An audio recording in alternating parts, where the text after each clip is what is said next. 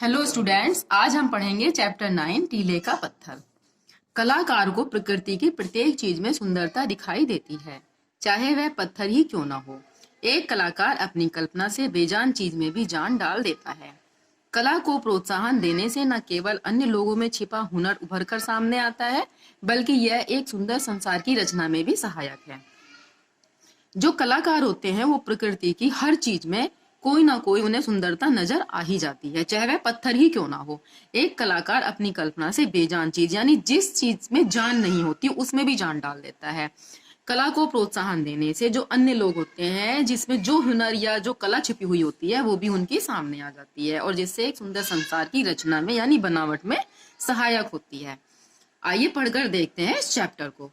नदी के किनारे एक छोटा सा गांव था। गांव में एक मूर्तिकार अपनी पत्नी और प्यारी सी बिटिया के साथ रहता था। प्रतिदिन शाम को मूर्तिकार नदी के किनारे टहलता हुआ दूर तक निकल जाता था और किनारे पड़े पत्थरों को देखकर कल्पना में खो जाता था। उसकी बिटिया भी कभी कभी पिता के साथ चली जाती और छोटे छोटे पत्थर उठाकर अपनी झोली में ले आती थी। ऊन पर नन्हे नन्हे हाथों से कुछ नक्काशी करती। पिता देखकर प्रसन्न होते और उसे प्रोत्साहित करते।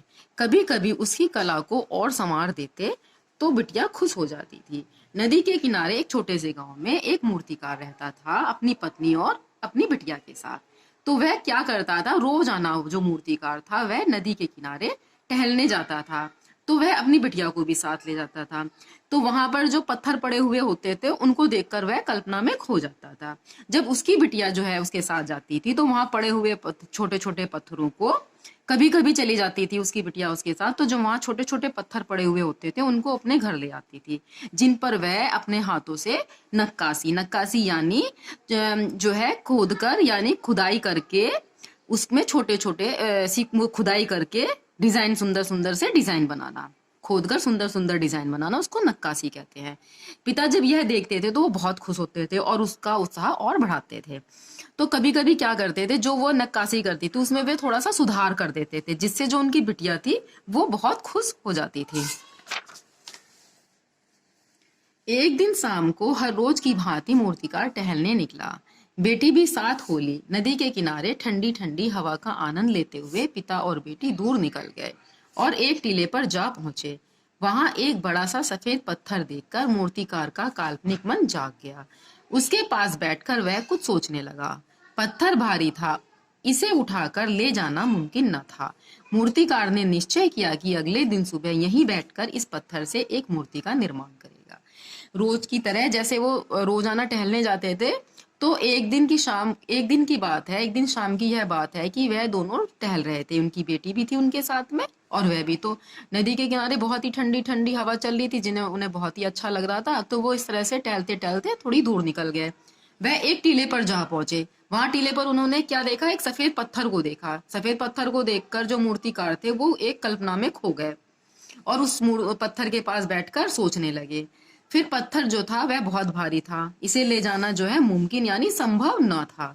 तो इसलिए जो मूर्तिकार थे उन्होंने यह निर्णय लिया कि अगले दिन सुबह वो यहीं बैठकर ये जो पत्थर है सफेद पत्थर, इससे जो है एक मूर्ति का निर्माण यानी इस पत्थर से वह एक मूर्ति को बनाएंगे। अंधेरा काफी हो गया था। पिता और पुत्री वापस घर लौट आए। अगले दिन सुबह मूर्तिकार अपने औजार लेकर उसी टीले पर पहुंच गया जहां वह सफेद पत्थर उसका इंतजार कर रहा था। बस वह उस पत्थर को तराशने में जुट गया। कब दोपहर होने को आई मूर्तिकार को पता ही नहीं चला। न भूख न प्यास न धूप की सुध, वह अपने काम में तल्लीन था। अगले दिन जब सुबह मूर्तिकार उस पत्थर से मूर्ति बनाने के लिए निकला तो वह अपने साथ औजार लेकर चल दिया। तो जहां पर वह सफेद पत्थर था तो वहां वह पहुंच गया। मूर्तिकार था वह उस पत्थर को तराशने में यानी काटने छाटने में जुट गया। कब दोपहर हो गई उसको पता ही नहीं चला और ना उसको भूख लगी ना प्यास लगी और ना ही उसको धूप की भी कि वो बहुत धूप हो गई है, दोपहरी हो गई है। लेकिन वह अपने काम में तल्लीन यानी वह अपने काम में बहुत मगन था, बहुत लीन था। इधर बेटी और पत्नी मूर्तिकार की राह देख रही थी। दोपहर तक भी जब वह न आया तो पत्नी ने खाना बांधा और बेटी को उसे खोजने भेज दिया। बेटी अपने कुछ साथियों के साथ उसे खोजते हुए टीले पर जा पहुंची। मूर्तिकार थका हारा अपने काम में मग्न था। बेटी ने पिता के हाथों से हथौड़ी और छेनी लेकर एक तरफ रख दी। सामने खाना रखकर बोली, बाबा कुछ खा लो। मुझे भी भूख लगी है। खाना खाकर मूर्तिकार ने प्यार से बेटी के सिर पर आशीर्वाद भरा हाथ रखा, फिर अपने काम में जुट गया। बेटी थोड़ी देर तक पिता को ध्यान से देखती रही, फिर बोली, बाबा हम भी आपका हाथ बटाएंगे। जब मूर्तिकार की पत्नी ने देखा कि बहुत देर हो गई है और मूर्तिकार अब तक नहीं आया, तो उसने अपनी बेटी को जो है कहा, खाना बांध दिया और उसको कहा कि तुम जो है अपने पिताजी को खोजने चले जाओ और उनको खाना भी खिला देना। तो जो वह बेटी थी वह अपने कुछ साथियों को लेकर अपने पिता को खोजने के लिए चल दी। तो वह एक टीले पर उसी टीले पर जा पहुंची, वहां जहां मूर्तिकार जो है थका हारा काम में मग्न था, यानी अपने काम में लगा हुआ था।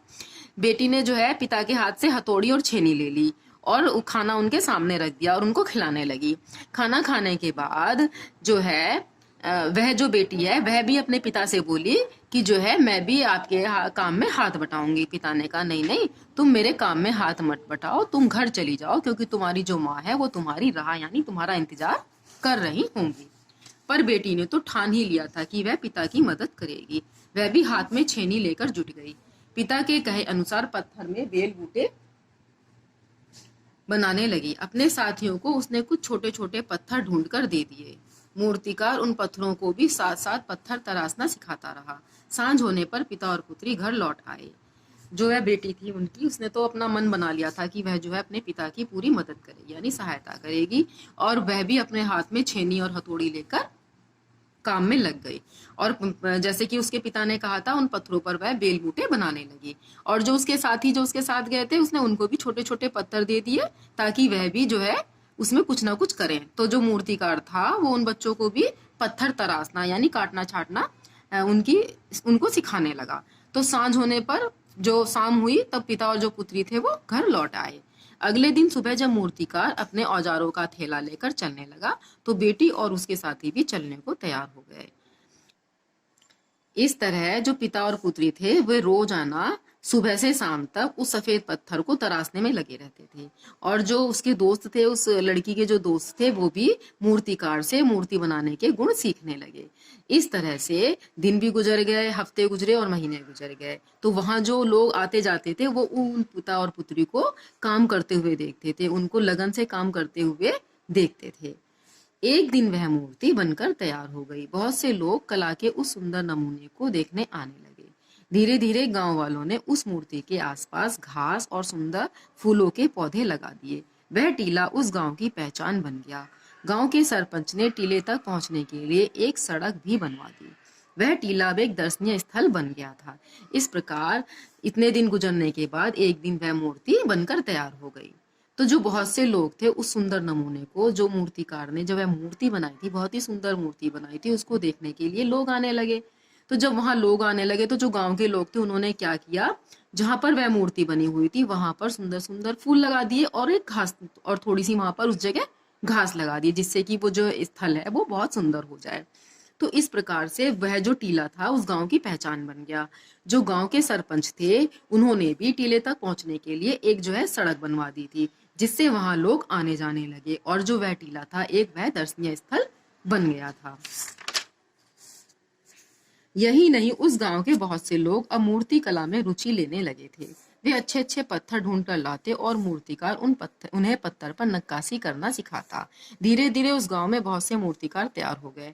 वह गांव पत्थर की सुंदर मूर्तियों और सजावटी वस्तुओं के लिए जाने लगा। दूर दूर से लोग वहां मूर्तियां और अन्य चीजें खरीदने आते। एक कलाकार की कला ने सारे गांव में खुशहाली ला दी थी। तो इस प्रकार से गांव के जो लोग थे उन्होंने जब मूर्तिकार को मूर्ति बनाते हुए देखा और उनको वह मूर्ति बहुत ही सुंदर लगी, तो जो वहां के जो लोग थे उनको मूर्ति कला में जो है रुचि हो गई, उसमें उनको रुचि उत्पन्न हो गई। तो वो क्या करने लगे कि गांव वो सुंदर सुंदर पत्थरों को ढूंढ कर लाने लगे और उस मूर्तिकार से उस पत्थरों पर नक्काशी करना सीखने लगे। तो इस प्रकार से जब वह मूर्तिकार उन लोगों को नक्काशी करना सिखाने लगा तो वहां पर उस गांव में बहुत सारे मूर्तिकार पैदा हो गए। तो बहुत से लोग मूर्ति बनाने लगे। तो वह गांव जो है पत्थर की मूर्तियों के और सजावटी वस्तुओं के नाम से जाना जाने लगा, और वहां दूर दूर से लोग उन मूर्तियों को और बहुत सारी चीजें जो वो पत्थर से बनाते थे उनको खरीदने के लिए आने लगे। इस प्रकार से जो वह गांव था वह एक खुशहाल गांव बन गया। जिस प्रकार से मूर्तिकार ने एक मूर्ति का निर्माण किया। उसकी सुंदरता को देखकर वहां के जो लोग थे वो बहुत ही प्रभावित हुए और उन्होंने मूर्ति कला में अपनी रुचि ली। तो और उन्होंने उस मूर्तिकार से मूर्ति बनाना सीखा। जब उन्होंने मूर्ति बनाना सीखा तो वहां बहुत से लोग मूर्ति बनाने लगे। तो जो वह गांव था वह एक मूर्ति और सजावटी वस्तुओं के नाम से जाना जाने लगा, जिससे कि वहां दूर दूर से लोग आने लगे। और जब वहां वो लोग आते थे तो वहां से जो वहां के लोग जो चीजें बनाते थे उनको खरीदने लगे। इस तरह से जो एक कलाकार था उसने पूरे गांव में अपनी कलाकारी से खुशहाली ला दी थी। तो इस प्रकार से आपने इस चैप्टर में पढ़ा कि जो एक कलाकार है वह अपनी कला से लोगों को प्रोत्साहित करता है और उन लोगों को उनके अंदर भी रुचि पैदा करता है ताकि वो भी उसके कला को जाने और अपने अंदर जो छुपा हुआ हुनर होता है उसको बाहर निकाले और कुछ सीखें।